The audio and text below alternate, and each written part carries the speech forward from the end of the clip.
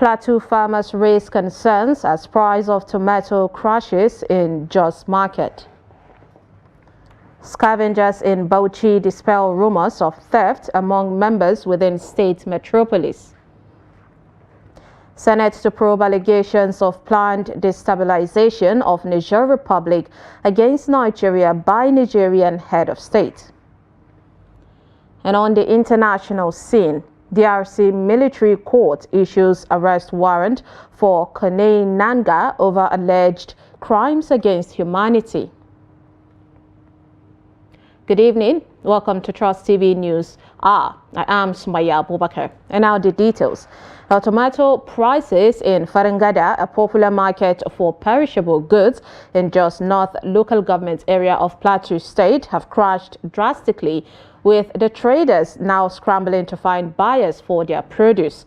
Trust TV's Ado Musa, who visited the market, reports that while the buyers rejoice over the situation, the farmers who supply the community are not happy with the drop in price of this product. The reports. A visit to the market reveals a cluster of tomatoes, indicating a surplus of the product. This is a far cry from just a few months ago, when the price of tomatoes was so high that it becomes a luxury many could not afford, forcing them to exclude it from their meals. However, the recent drastic drop in the price has brought a welcome relief, drawing many customers to the market and bringing smiles to their faces. Well, we thank God that it's already come down.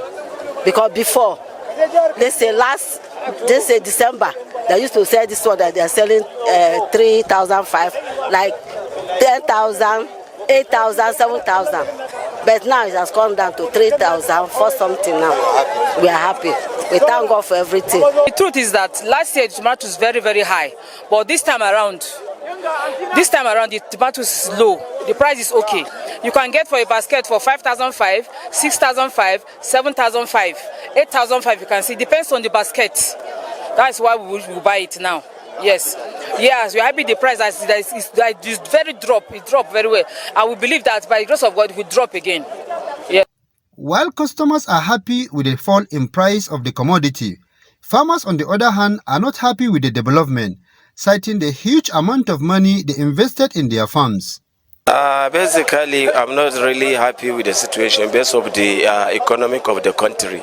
You know, most of the input that we normally buy from the government in the market is very completely high, which makes our product very, very expensive to bring it to market. Wherever we have this tomato plot in the market, it really affects the farmers, because those that loan or get a loan from the bank, they cannot be able to access or to get another loan from that bank, because you cannot be able to pay back the debts. It's really affecting the farmers. Actually, any farmer that can say he's happy with the situations of market now, because really, if the market goes like this, he will run into loss. Actually, he will not make it, because as the market continue going like this, I don't think there is a further productions of these tomatoes. The farmers also said lack of storage facilities have also contributed to the fall in price of the product. There is many alternatives. Immediately we have this tomato product, we normally wrote to the federal government to a better solution. We have a partnership with cold hubs that they bring cold storage facility, and that cold storage facility, most of our farmers, they don't normally use it because of the economic condition. You cannot say that you are going to store tomatoes while your house is in hunger.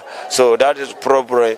That obstacle is really affecting the storage. And even if you are drying, it's the same thing. For you to dry tomatoes, a farmer that can harvest and he doesn't have anything to eat at home, for him to dry and store, he rather sell it anyhow and go for the satisfaction of the family. The nature of the farmers in the rural areas are subsistence. They are not practicing in it commercially.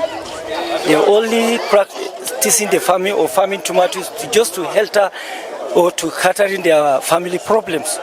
So in this situation, they cannot afford to keep it because they are thinking after harvest they can sell it and use the money in the family problem to solve the family problems. Abubakar Suleiman is the vice chairman of the Faringada market.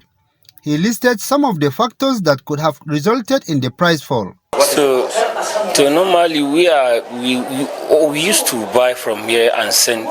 So normally when you send goods there, your money do not come out. How can you do another work? You will just be patient because now we have Zaria, we have Katsina, and Kano now is coming up, and Bauchi again is coming up. So that's why the price is down. But next, in ending of this month, I think Katsina, the tomato, and maybe you will go back, you go down. Then Zaria too. Stakeholders in the market acknowledge that the current low price could adversely affect farmers. However, they also predicted that prices will likely appreciate over the next 2 months, especially with the onset of the heat period. Ado Musa reporting for Trust TV. Residents of Zago village in Lambata local government area of Kano State are counting losses after a fire outbreak razed down several huts, destroying grains and other farm produce. The fire outbreak also killed a number of cows and other domestic animals belonging to the residents. Now, 2 residents of the area, Hayo Zago and Abdurrahman Zago, said the fire incident, which occurred on Wednesday morning, raged till afternoon when the firefighters rushed to the village and succeeded in putting it out. The zonal information officer, Abdullahi Musa Getty, who confirmed the incident, asked for time to give further details on the extent of damage by the fire. When contacted, Public Relations Officer, Kano State Fire Service, Saminu Yusuf Abdullahi, said the cause of the fire has not been established, adding that a comprehensive report on the incident is being compiled. Scavengers in Bauchi State have dispelled rumors that they are collaborating with criminals to steal properties belonging to members of communities within the Bauchi metropolis. They stated this while speaking with Trust TV on the growing concerns around the business of scavenging, which may have come to distrust and suspect, and is suspect, of course, and distrust. Now, Trust TV's Adamu Imam reports on this. The act of scavenging for metal and other scrap in refuse dumps within Bauchi communities and selling same has become a source of livelihood to many in the state. While this appears or is even a legitimate source of living for the scavengers, many of them are lamenting that residents are accusing them of conniving with thieves, saying their claim is untrue. As you can see, these items are collected from various sources. It is important for people to understand our business. We have formed a new association to ensure ethical practices. We don't buy suspicious items like aluminum pots or electric cables, as this often leads to misunderstanding about what we do. They added that despite its challenges, some of these young people admit that the scavenging business is worth the while, hence one can venture into it.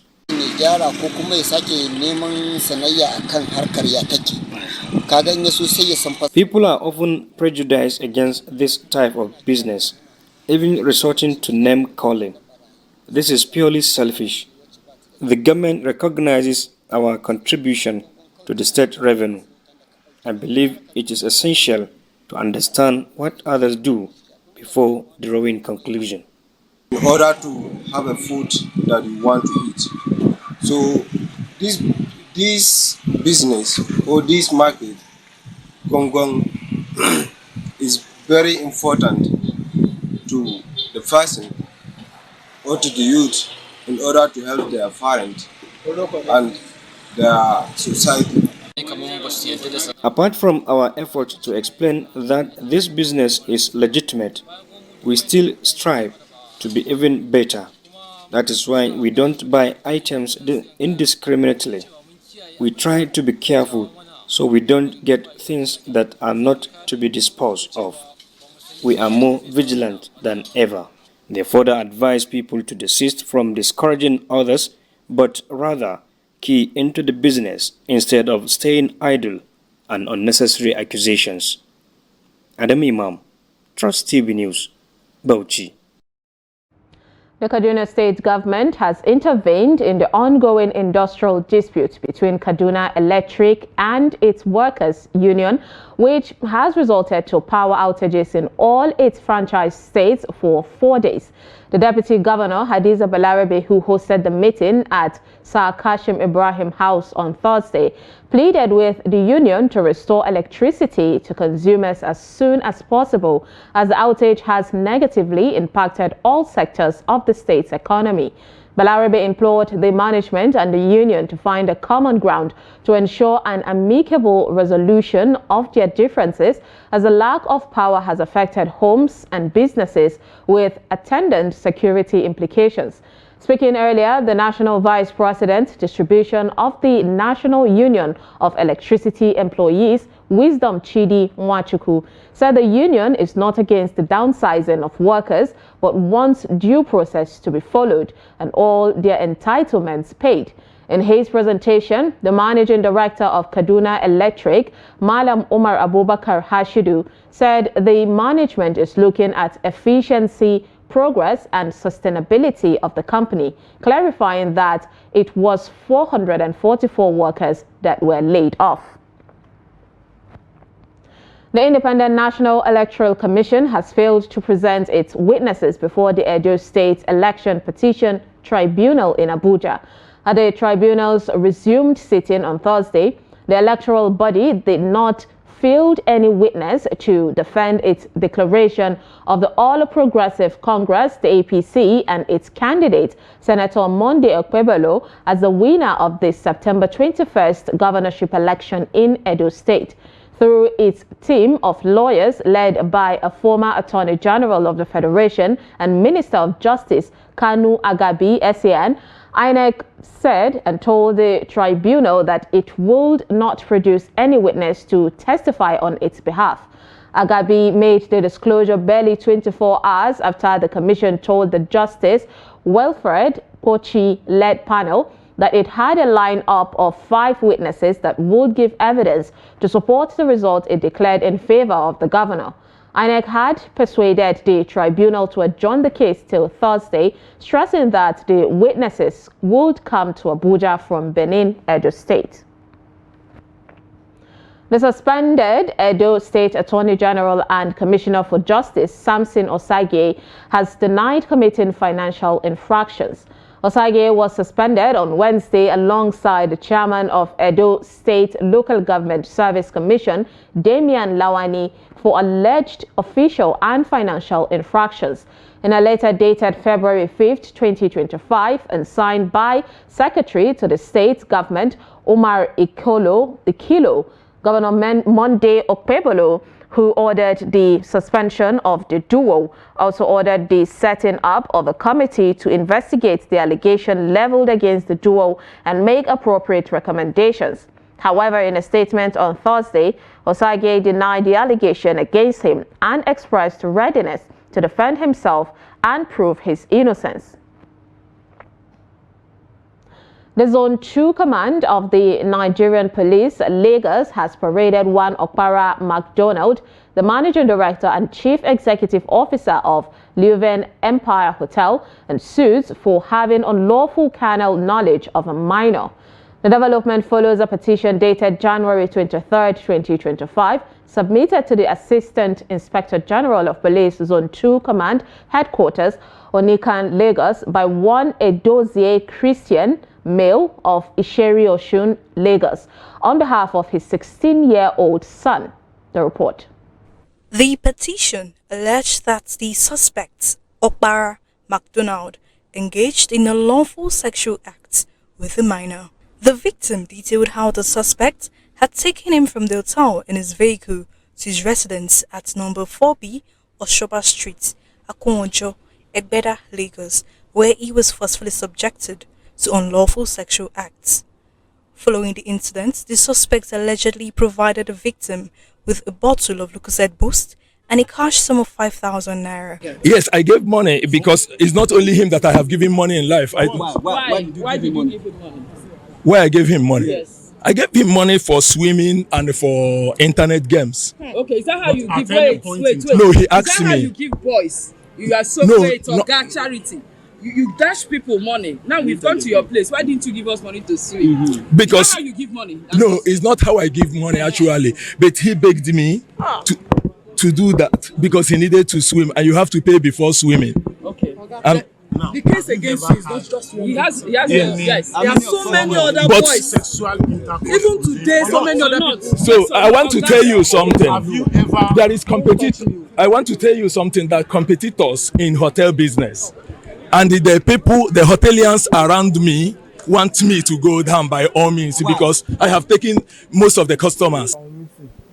So the man picked me in his car. The man took me to his house. The thing that when he took me to his house, they locked the door. From there, the thing that occurred. The man gave me 5,000 naira at first.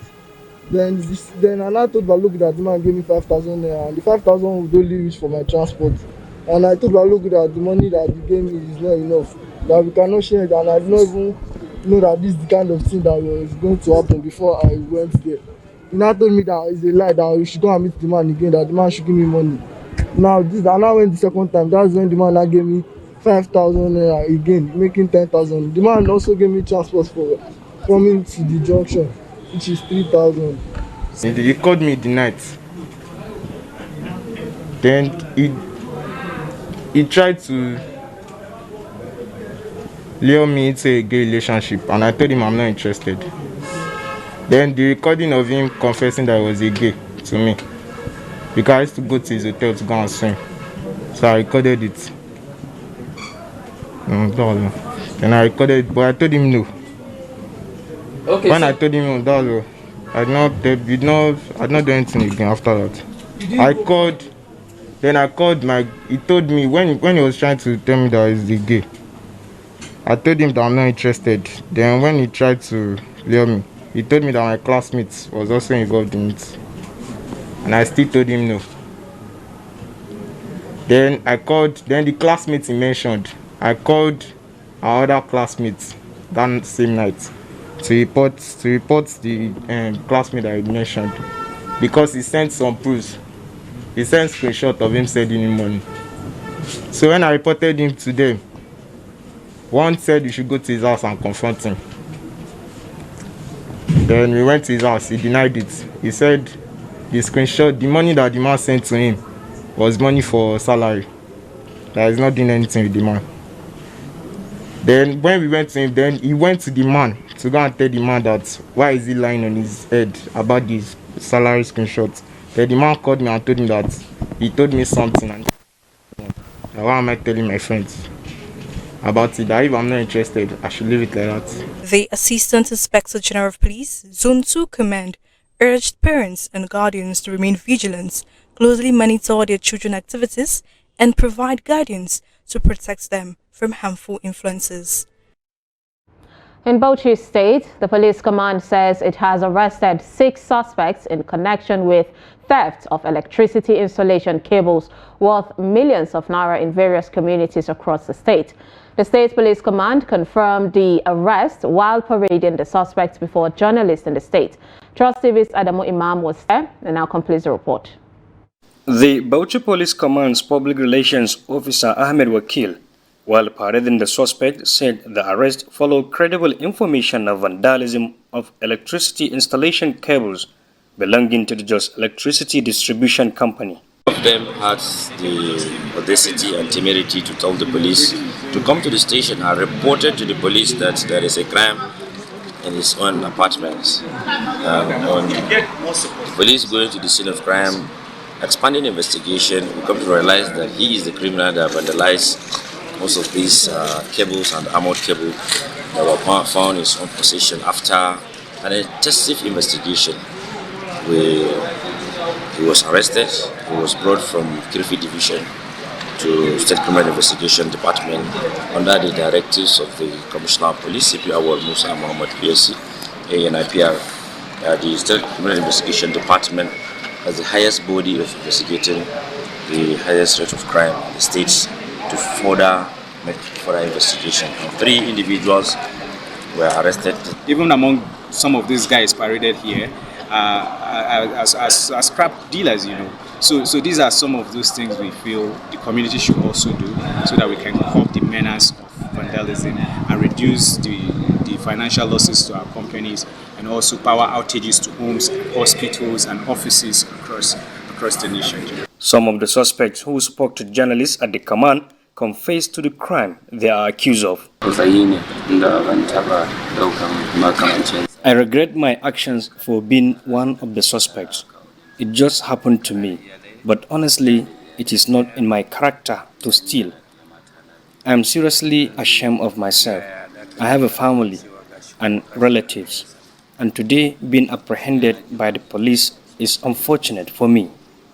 Honestly, I wasn't feeling well that time, and we didn't have anything, which is why we decided to cut these cables to get some money so that we could solve our problems. We went back again to cut more because we were not caught the first time, but then we were arrested by the security operatives during the second attempt. While advising members of the community to always remain vigilant, the management of the company appreciated the effort of the security operatives in the state for their proactiveness in apprehending the suspected vandals. Adam Imam, Trust TV News, Bauchi. The newly appointed General Officer commanding 3 Division of the Nigerian Army and Commander Operation Safe Haven, Major General Folusho Oyinlola, has pledged to be just and fair to all warring parties in tackling security challenges in Plateau State. Major General Oyinlola gave the pledge on Wednesday during a courtesy call on the state governor, Caleb Mutfwang, at the government house in Jos, the state capital. Hado Musa completes the report. For decades, herding and farming communities have been in conflict, resulting in loss of lives and property in the state, with both parties blaming each other for the atrocities committed against their members. However, as part of effort to restore confidence between the two warring communities, the new GOC assured the governor and the people of the state that he will be fair and just in addressing the lingering security challenges in the state. My predecessor on the 24th of January, and I must say that my predecessor did an excellent job making sure that the Plateau is very safe. And in our interactions, he briefed me quite extensively, and I made up my mind and said, indeed, I will not rest on my oars in allowing what he has achieved to slip away. Rather, I will take it to the zenith. We must break the cycle of violence. When I visited Mango, a poor lady was killed. And what happened? It went to the other side, and before you know it, it keeps on going back and forth. Like Gandhi said, an eye for an eye makes the world go blind. We must draw a line somewhere and put all our bygones behind us and ensure that Plateau is all safe. Because what is the essence of humanity? If we every day we are killing ourselves, or you cannot sleep in peace. It is only when there is peace that there can be development. Governor Caleb Mutfwang, while welcoming the GOC, expressed his appreciation for the GOC's visit and pledged the full support of the state government in ensuring peace in the state. Coming is to put the icing on the cake, if I may put it that way. I would use the analogy of a football team that has been built to reckoning. That is where you bet the division and the STM. But it is time to win the trophy. That trophy is to reset Plateau to the pre-crisis era, where Plateau was truly known as a home of peace and tourism. With the GOC's assurance of fairness and governor's support, residents of the state are looking forward to a more secure and harmonious Plateau, where communities can collectively thrive and restore their historic legacy as a beacon of peace and tourism in Nigeria. Ado Musa reporting for Trust TV. A yet-to-be-identified officer with the Federal Road Safety Corps, FRSC, has been shot and wounded by a personnel in police uniform. The incident occurred while men of the FRSC were on an enforcement drive to implement the nationwide launch of the FRSC operation to combat the menace of fake number plates under the Lagos Sector Command. The sector commander, Kehinde Hamzat, who was supervising the official launch, declined to speak specifically about the incident. Hamzat, however, pleaded with journalists to be patient to enable him to get to the root cause of the unfortunate occurrence. It is unclear if the security personnel is a member of the Nigerian police force, as police authorities in Lagos have not yet commented on the matter as of the time of filing this report. Justice Inyang Eko of the Federal High Court Abuja has fixed March 18th for the ruling of the Nigerian National Petroleum Company Limited (NNPCL's) preliminary objection against a suit filed by the Dangote Petroleum Refinery and Petrochemicals (FZE) over oil import license dispute. Justice Eko fixed the date after counsel to the NNPCL, Ademola Abimbola SAN, and lawyer to the Dangote Refinery, John Ibrahim SAN, presented their arguments and adopted their processes for and against the suit. Justice Eko had fixed Wednesday for the hearing of the NNPCL's preliminary objection after Ibrahim told the court that they were yet to file their response to the application.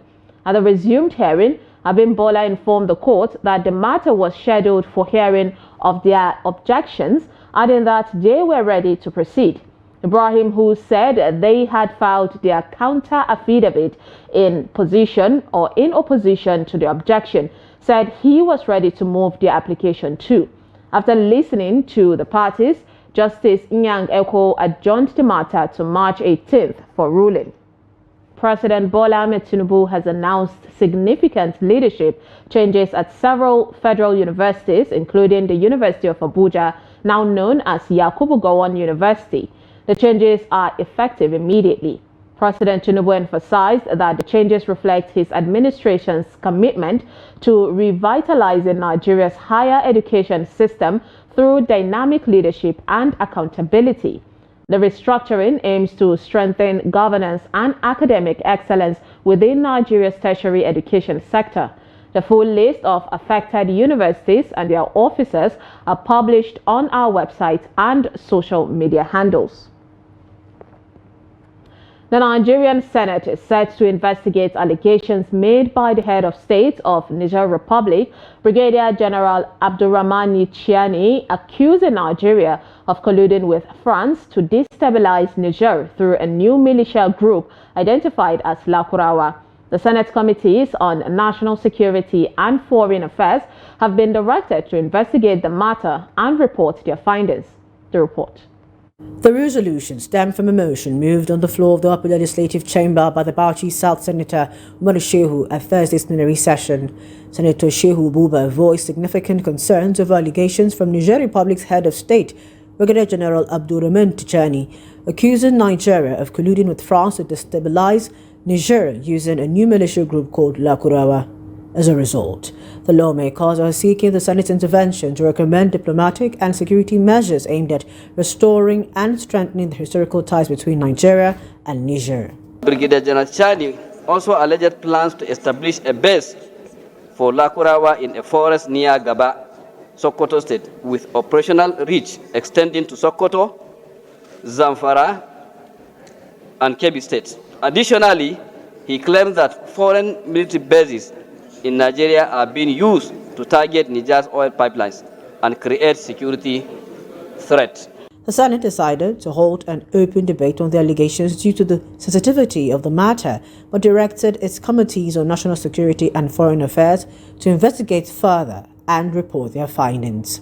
Let us just agree that his committee be made to go and carry out whatever investigation that needs to be carried out, and the committee will present a report to us in an executive session to be discussed further by the committee of the whole.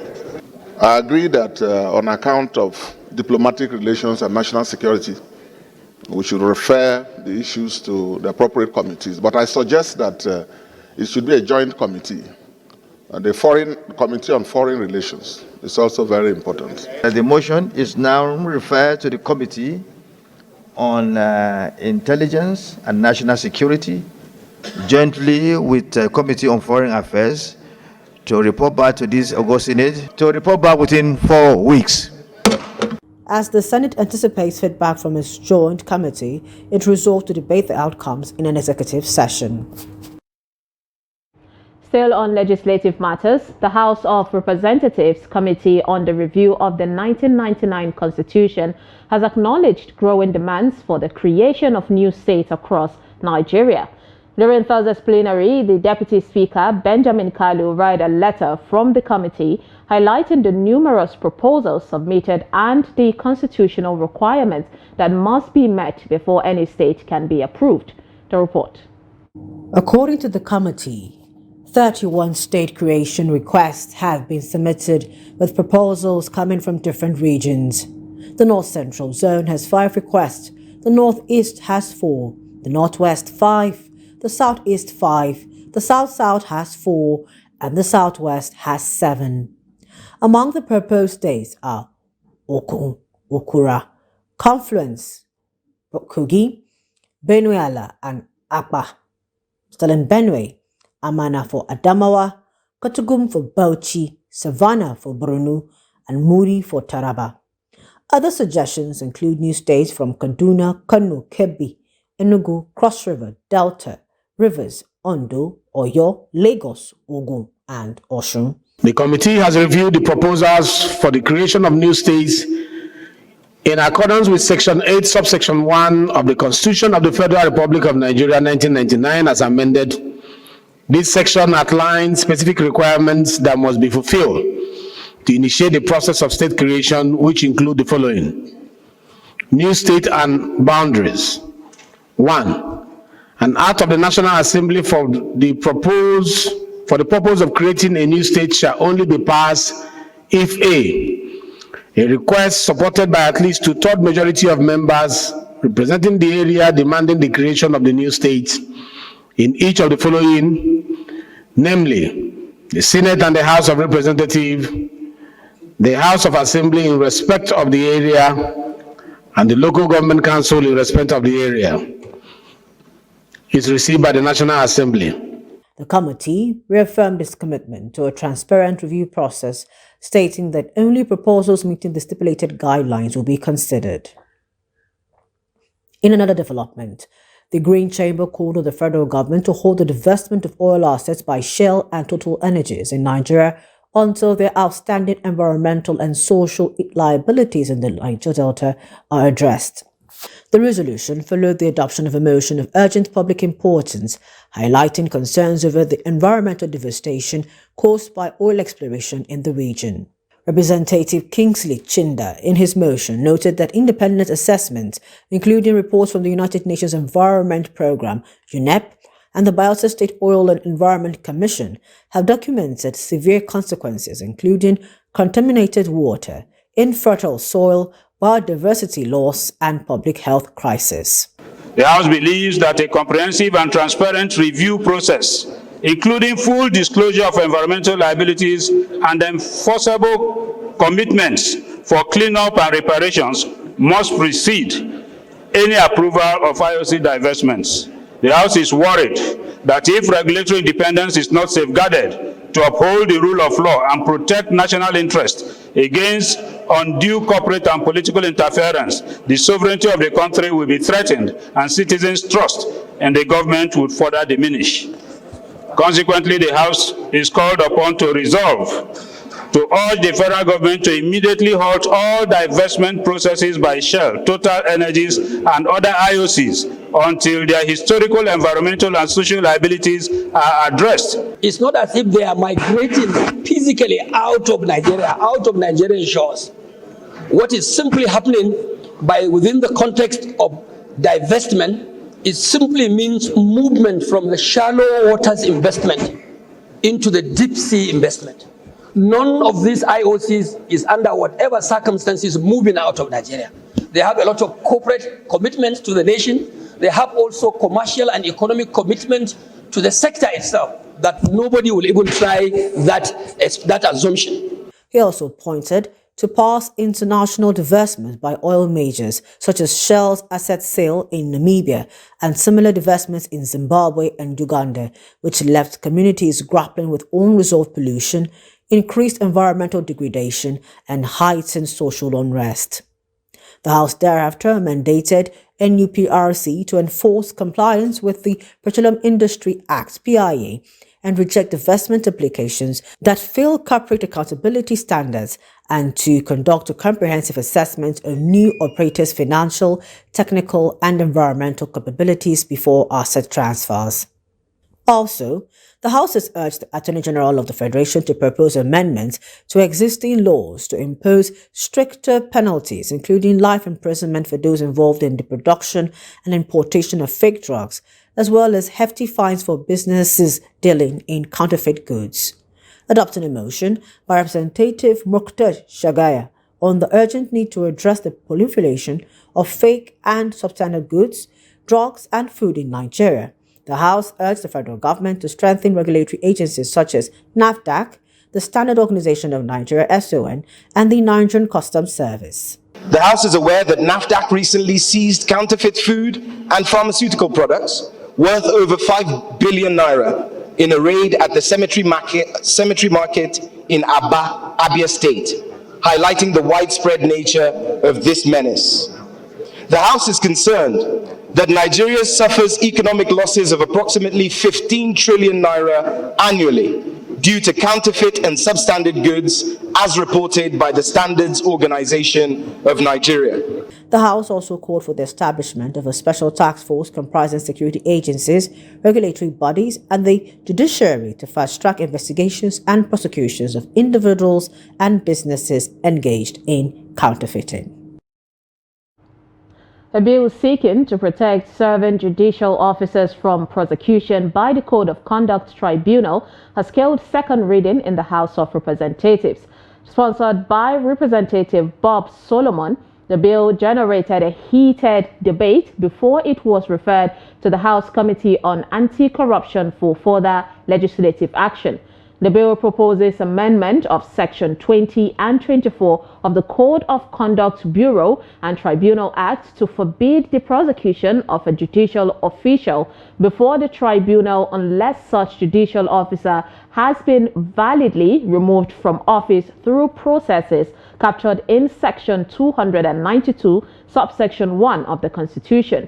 Lawmakers in the debate argued whether the bill will checkmate the Code of Conduct Tribunal or provide immunity for more public office holders.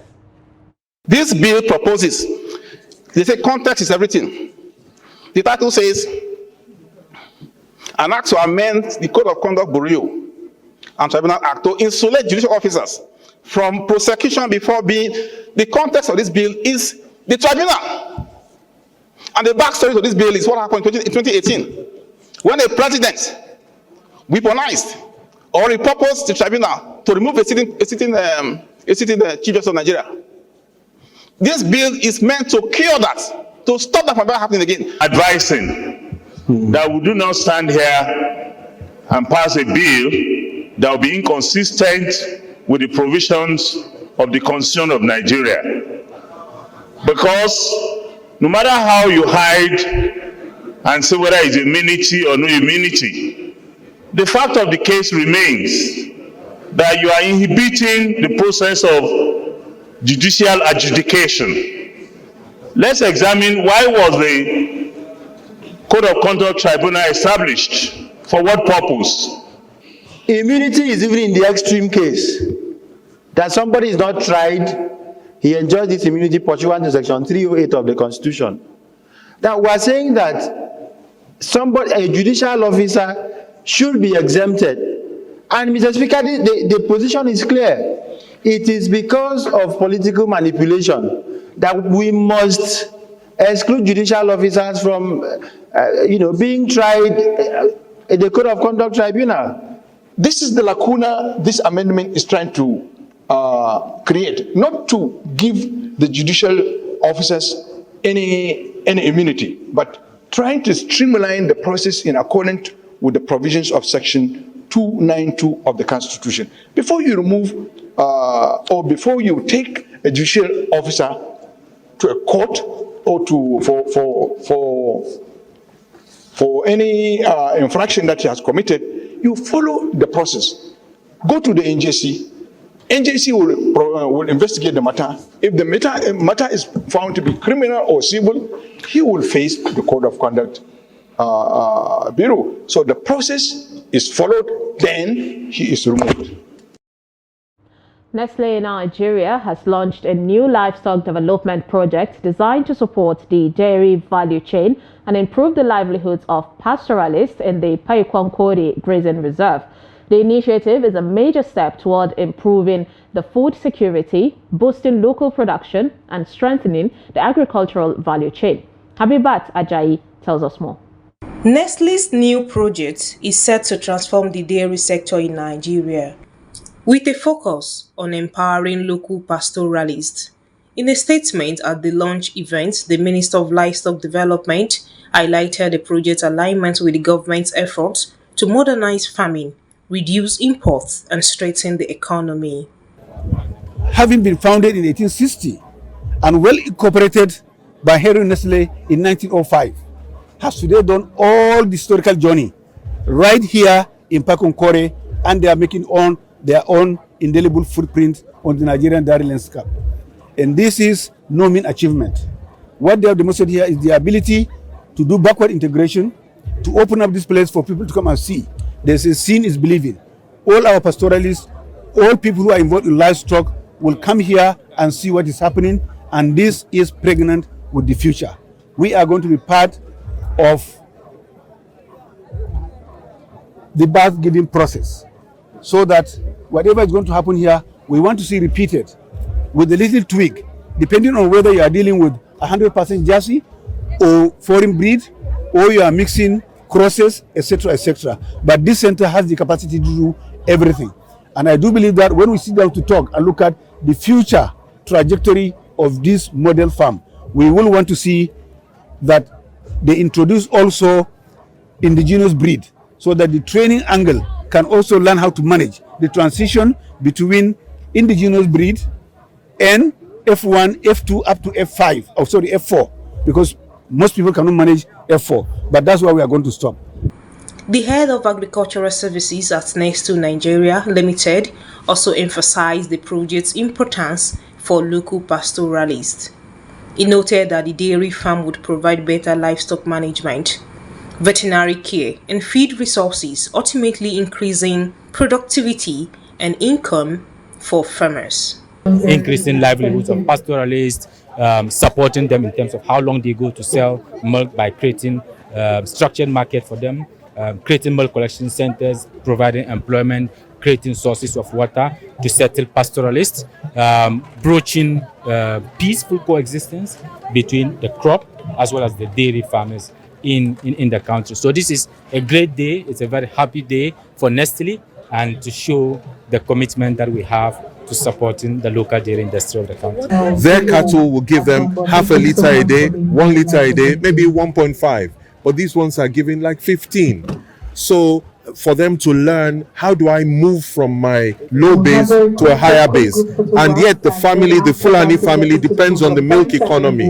So if you multiply the milk by 10, what they're earning, you have multiplied incomes 10 times. So it's a huge potential for making a big change in this community. We're already working with like 3,000 producers, collecting 6,000 liters of milk on average a day. So, and that has to continue growing, as the MD of Nestlé said, that in the next 2-3 years, we want to see it reach 30,000 liters. And that is a big feat that is not possible without the community.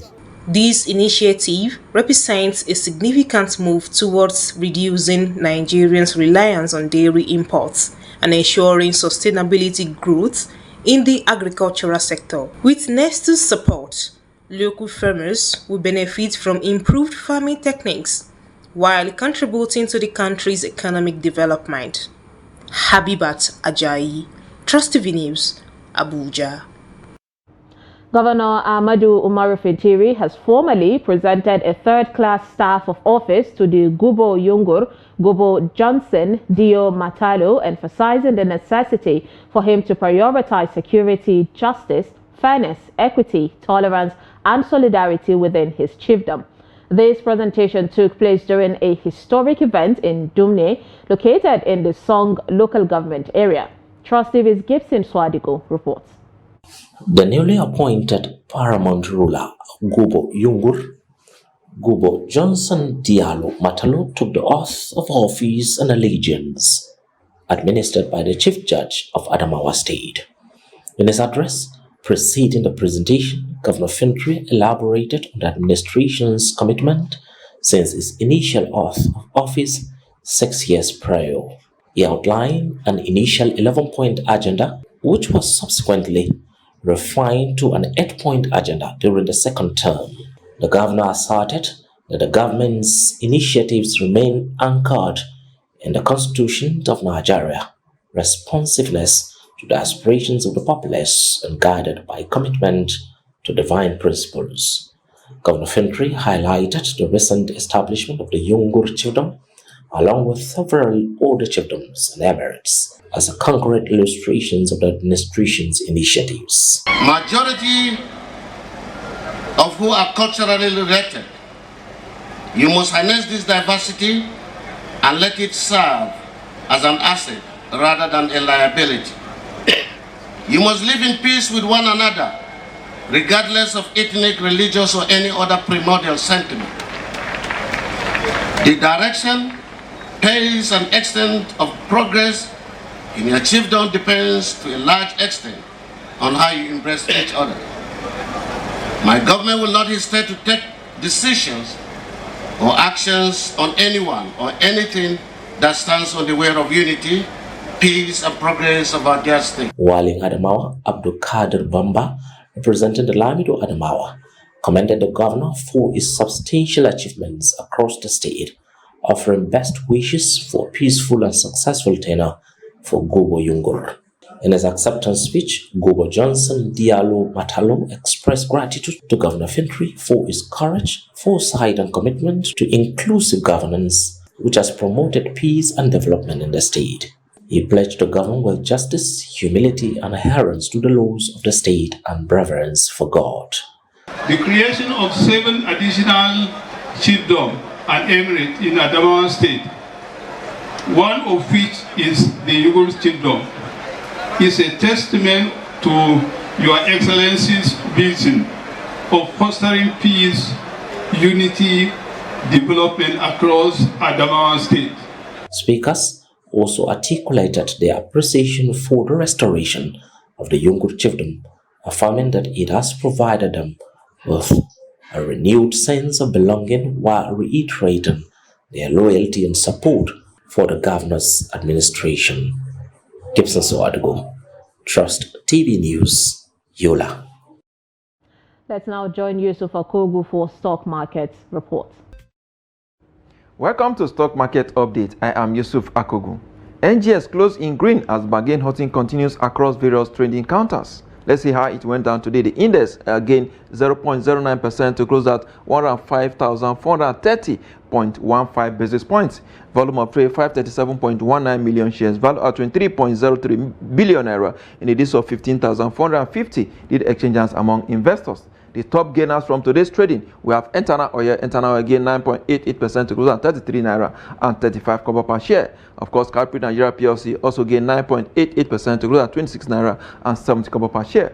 FRSC Nigeria PLC recorded 9.77% gain to close at 19 naira and 10 kobo per share. Of course, the bottom losers from today's trading, we have triple leg down 9.72% to close at 2 naira and 22 kobo per share. Goldview also recorded 8.91% loss to close at 7 naira and 87 kobo per share. Cavity Helicopter down 5.53% to close at 2 naira and 5 kobo per share there. The top trading equities by volume, we have Access Corporation, 61 million volume of shares it traded. Sterling Bank Nigeria PLC, 49.9 million shares. Of course, Zenith Bank, 40 million volume of shares. Of our banking sector affair, we'll see on the trading floor. And that's the highlight of Nigerian stock market for today. Let's see the global stock market.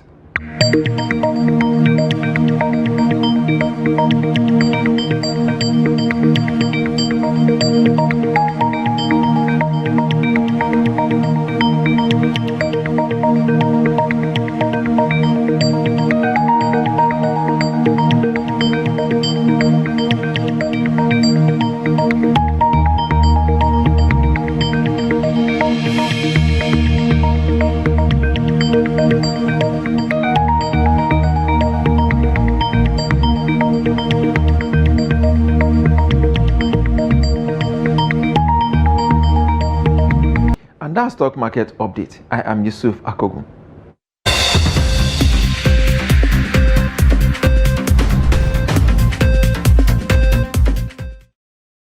Thank you, Yusuf, for the update. Now, on the foreign scene, the military justice system of the Democratic Republic of Congo, DRC, has issued an arrest warrant for Kone Nanga, accusing him of failing to prevent acts of torture under his authority.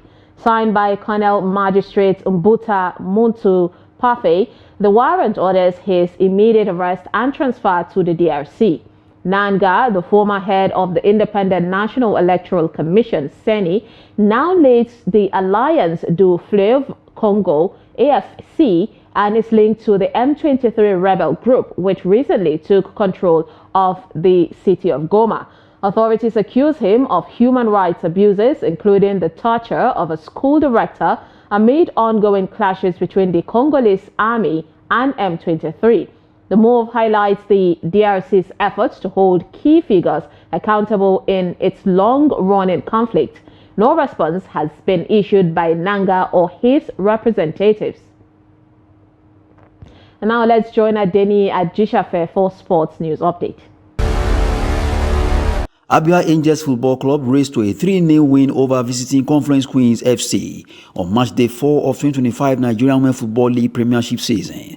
Striker Lucky Mary's hat-trick propels home team to victory at Umuahia Township Stadium, Umuahia, Abia State, with Abia Angels breaking long-time jinx of never beating Conference Queens at home.